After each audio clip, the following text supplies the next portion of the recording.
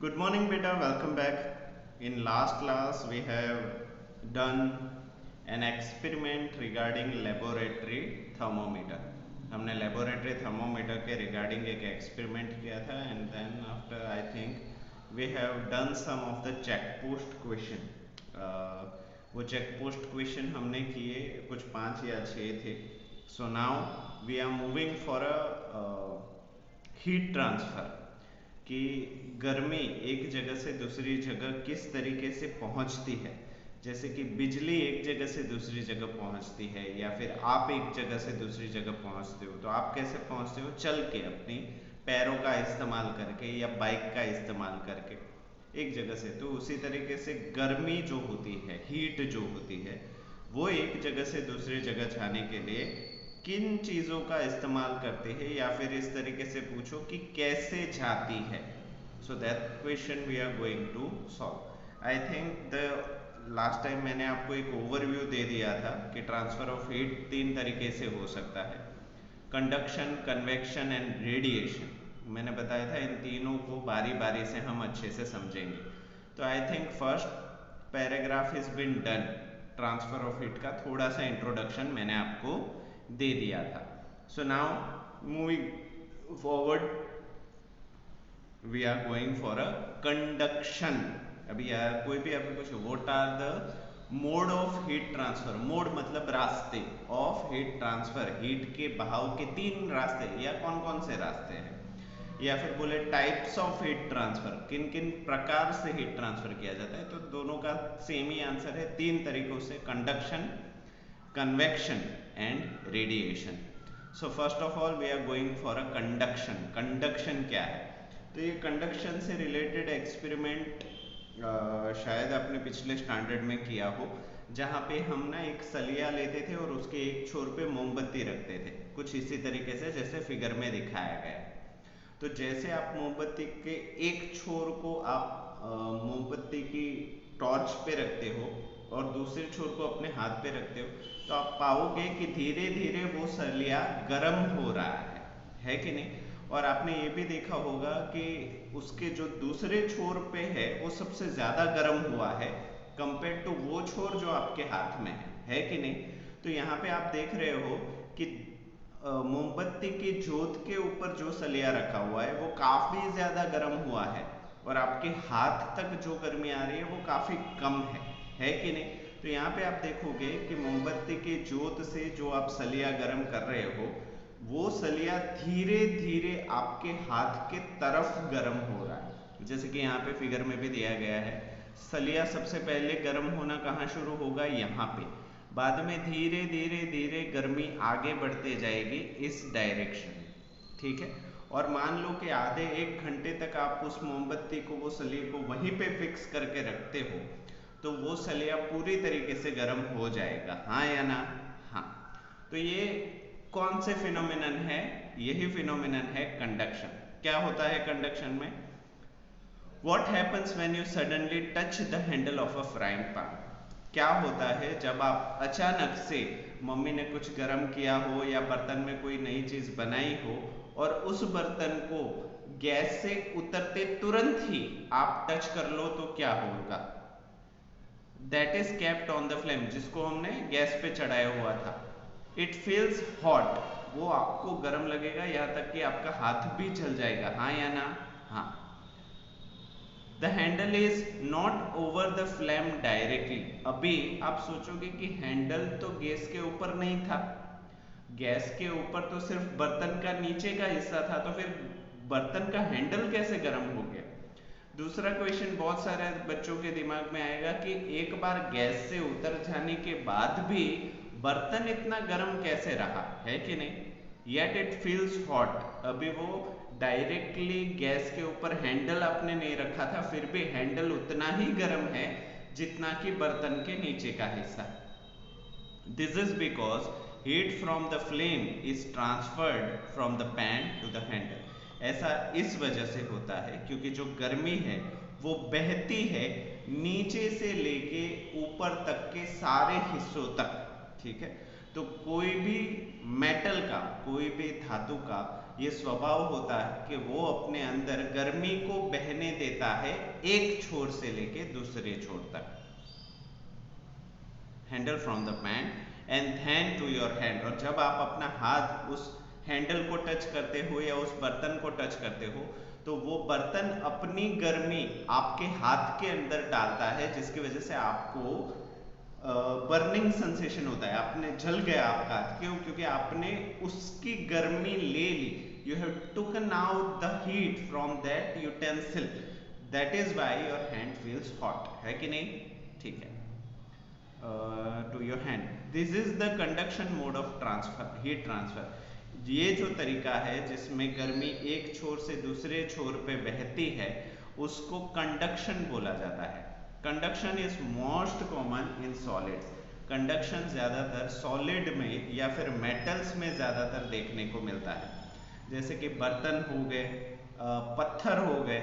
आप बोलोगे सर पत्थर तो मेटल नहीं है, ठीक है, बट पत्थर के अंदर बहुत सारे मेटल कंपोनेंट्स होते हैं, उसी की वजह से वो भी हीट को बहुत ज़्यादा सस्टेन कर पाते हैं। दूसरा आप देखो कि कंडक्शन आपने, हाँ, लकड़ी में आप कंडक्शन नहीं देखोगे, वो सॉलिड की है, फिर भी लकड़ी का एक छोर पे आग लगी हुई है, पूरा जल रहा है, फिर भी आप उसका दूसरा छोर आराम से पकड़ सकते हो। अब आप अभी आप बोलोगे सर वो तो सॉलिड है, फिर भी ऐसा क्यों नहीं हो रहा? क्योंकि वो नॉन मेटल है। नॉन मेटल मतलब धातु नहीं है, अधातु है। तो जब भी मेटल के अंदर कंडक्शन देखा जाता है सॉलिड होने की वजह से, जबकि नॉन मेटल्स के अंदर इसको नहीं देखा जाता। बर्फ को ही देख लो, बर्फ के एक छोर को आप पूरा तपाओ, दूसरा छोर तो गर्म नहीं होने वाला किसी भी तरीके से, तो वो सॉलिड है, फिर भी हीट कंडक्शन नहीं करता, हीट ट्रांसफर नहीं करता। क्यों नहीं करता? क्योंकि वो मेटल में नहीं आता। So heat conduction is possible in solid metals, ये प्रॉपर ज्यादा रहेगा। आपको कोई भी पूछे कि कंडक्शन ज्यादातर कहाँ पे देखने को मिलता है, तो इन सॉलिड मेटल्स आप बोलिए, जिससे आपका आंसर ज्यादा सटीक और ज्यादा सही होगा।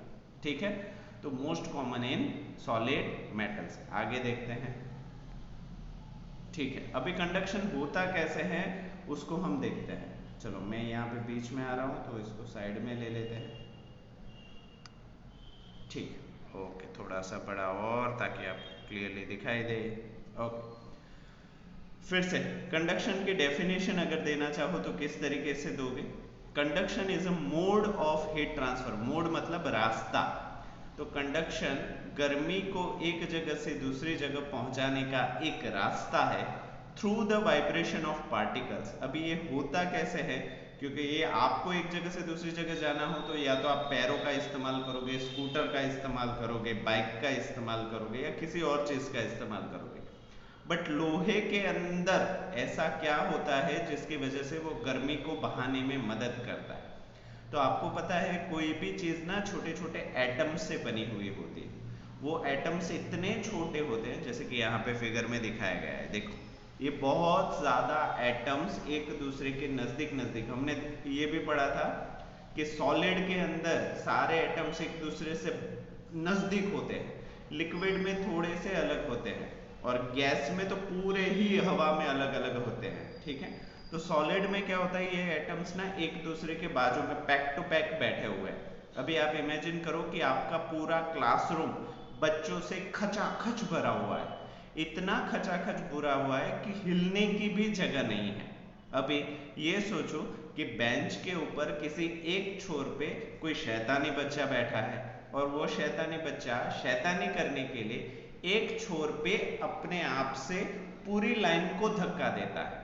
तो होता क्या है कि उसने जो धक्का दिया वो धक्का ट्रांसफर हो रहा है एक बच्चे से लेके दूसरे तीसरे, और बेंचेस के जो दूसरे छोर पे बच्चा बैठा हुआ है वो बच्चा बेचारा धक्के की वजह से बेंचेस से गिर जाएगा, है कि नहीं?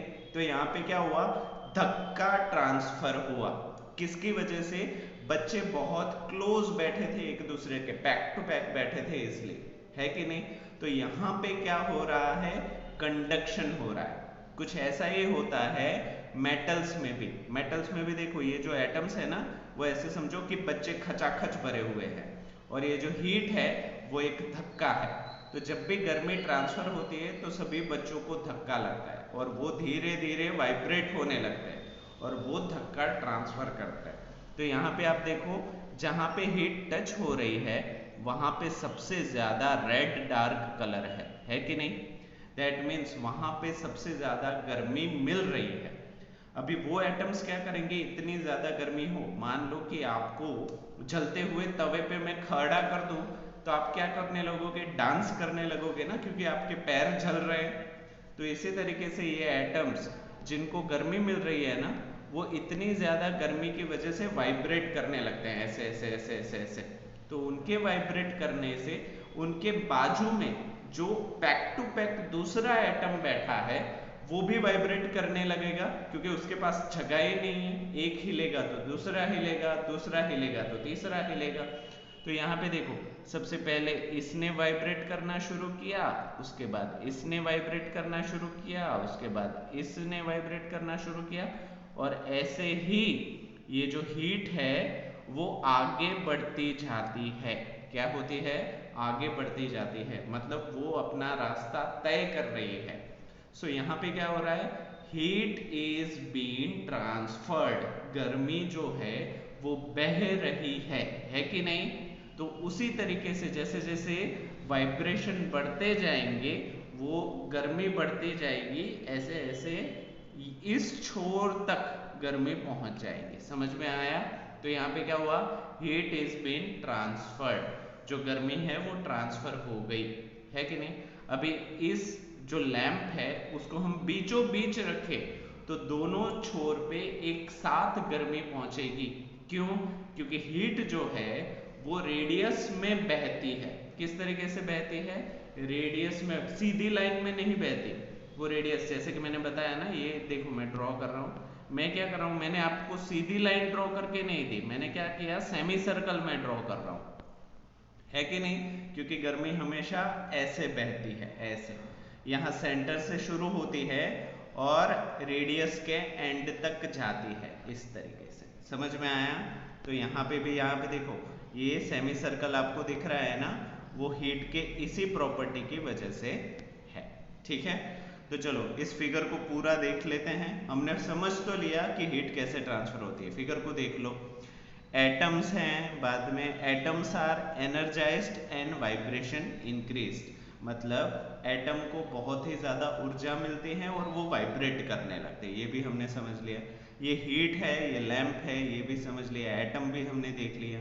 यहाँ पे देखो क्या लिखा है, vibration spread through the material, vibration जो है वो पूरे मेटल मटेरियल के अंदर फैल रहा है। स्प्रेड मतलब फैल जाना, तो ऐसे फैलते फैलते वो आगे बढ़ेगा। और यहाँ पे लिखा है कि ये मेटल है, वो तो बहुत ही इजी है, ये मेटल में ही कंडक्शन हो पाता है। ठीक है, तो पूरी फिगर तो हमने समझ ली। अभी फिगर के बारे में क्या लिखा है इन लोगों ने, ये भी हम पढ़ लेते हैं। चलो मैं अपने आप को यहाँ पे सेट कर देता हूँ। ठीक है, conduction is a mode of heat transfer, transfer of heat बोलो या heat transfer, through the vibration of particles, होता है बट किससे? Vibration of particles of the medium, जो मीडियम हम इस्तेमाल करते हैं उनके पार्टिकल के वाइब्रेशन की वजह से, without actually movement of particles, वो बच्चे कहीं पे जा नहीं रहे, जैसे कि मैंने बच्चों का एग्जाम्पल दिया था, वो क्या कर रहे हैं, बस गर्मी को पास ऑन कर रहे हैं, एक हाथ से लिया दूसरे हाथ से दे दिया, एक हाथ से लिया दूसरे हाथ से ले लिया, वो खुद कहीं नहीं जा रहे। What they are doing, they are transferring. Postman जैसे करता है, एक हाथ से लिया दूसरे हाथ दे दिया, वो खुद नहीं जाता, वो एक दिया दूसरे को दे दिया, उसी तरीके से यहाँ पे हीट ट्रांसफर हो रहा है। Matter is made up of tiny particles, कोई भी पदार्थ हो वो छोटे छोटे अणुओं का बना हुआ होता है, एटम्स का बना हुआ होता है। In conduction heat is transferred through the vibration of this particles, conduction के अंदर गर्मी एक छोर से दूसरे छोर पे पहुंचती है इन्हीं छोटे छोटे पार्टिकल के वाइब्रेट होने की वजह से। In solids the particles are very closely packed, कोई भी घन पदार्थ में, सॉलिड पदार्थ में ये जो पार्टिकल्स है, ये जो एटम्स है, वो बहुत ही एक दूसरे के नजदीक पैकली बैठे हुए होते हैं। The distance between them is small enough to enable them to transfer their heat to neighboring particles. उनके बीच में जगह इस हद तक कम होती है कि वही बात उनको कैपेबल बनाती है कि वो हीट को, गर्मी को एक छोर से दूसरे छोर तक पहुंचा पाए या पड़ोसी तक पहुंचा पाए. When particles receive heat from the source, it increases their vibration. जब इन अणुओं को, इन पार्टिकल्स को, इन एटम्स को गर्मी मिलती है तो वो अपना वाइब्रेशन धीरे धीरे बढ़ाने लगते हैं, वो ज्यादा ही कांपने लगते हैं. And they collide with the neighbouring particles, और वो अपने बाजू में बैठे हुए दूसरे एटम के साथ टकराने लगते हैं कंटिन्यूसली. पहले लेफ्ट वाले से टकराया, बाद में राइट वाले से, ऊपर वाले से टकराया, नीचे वाले से टकराया, आगे वाले से टकराया, पीछे वाले से टकराया, हर जगह वो टकरा रहा है कंटिन्यूसली.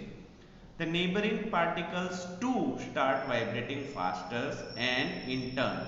तो जो पड़ोसी हैं, आजू बाजू, ऊपर नीचे, आगे पीछे वाले, वो इन टकराव की वजह से वो भी वाइब्रेट करने लगते हैं और वो आगे दूसरों को भी वाइब्रेट करने लगते हैं. Transfer the vibrations to their neighbours and so on. और वो जो प्रोसेस है वो कंटिन्यूसली चलती ही जाती है.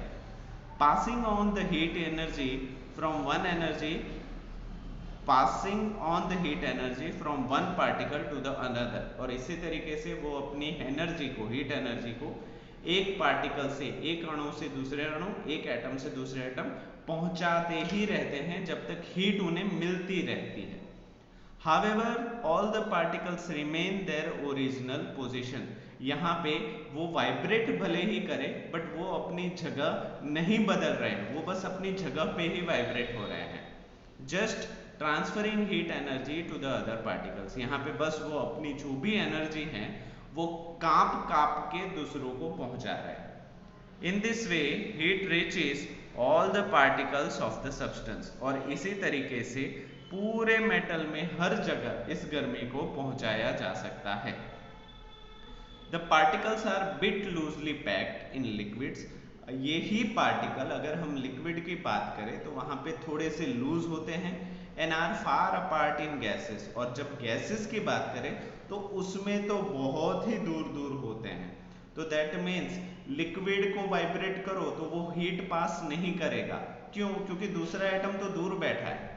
अगर क्लास में सिर्फ 2 ही बच्चे आए हैं, एक बच्चा वाइब्रेट करे, कितना भी करे, तो दूसरे बच्चे तक वाइब्रेशन नहीं पहुंचेगा.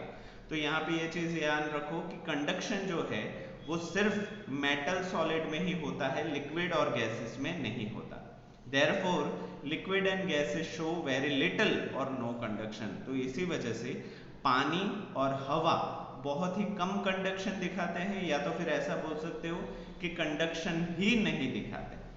Although conduction of heat takes place through solids and liquids, all solids, many liquids are not capable of conducting heat to the same extent. क्योंकि यहाँ तक माना जाता है कि कंडक्शन जो है वो सॉलिड और लिक्विड में देखा जाता है, बट कुछ कुछ सॉलिड ऐसे भी पाए गए हैं और कुछ कुछ लिक्विड ऐसे भी पाए गए हैं जो हीट को कंडक्ट करते ही नहीं. ठीक है, वो सॉलिड होने के बावजूद, जैसे कि लकड़ी मैंने बताया था, है कि नहीं, तो वो हीट कंडक्ट नहीं करती. Substance which allow heat to pass through them easily are called conductor of heat.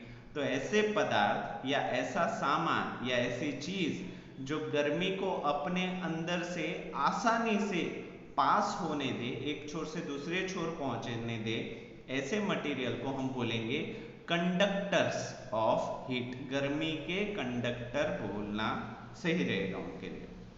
Metals such as iron, लोहा जैसे कि iron, aluminium, copper, silver etcetera.